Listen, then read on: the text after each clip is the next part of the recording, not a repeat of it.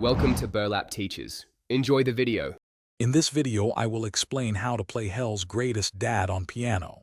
First, let's identify the main key signature, which is typically C minor, and aim for a moderate tempo around 120 beats per minute. Begin by learning the primary chord progression for the verse, focusing on the root position chords. Then, practice the left-hand bass line, ensuring a steady and rhythmic foundation for the piece. This initial step is crucial for building a solid understanding. Now let's focus on the right-hand melody. The main theme features distinct melodic phrases, often with a syncopated rhythm that gives it its unique character. Pay close attention to the phrasing and articulation to capture the song's essence. Practice the melody slowly, perhaps at 80 beats per minute, using a metronome to ensure accuracy and develop muscle memory. Gradually increase the speed as you become more comfortable with the notes and rhythm.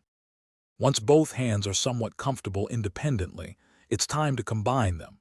Start very slowly, perhaps at 60 beats per minute, ensuring each note aligns perfectly. Focus on the interplay between the left-hand chords and the right-hand melody. Next, incorporate dynamic changes.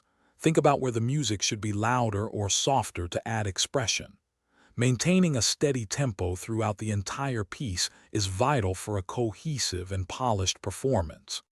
To elevate your performance, consider exploring optional embellishments or fills, especially during repetitions of sections.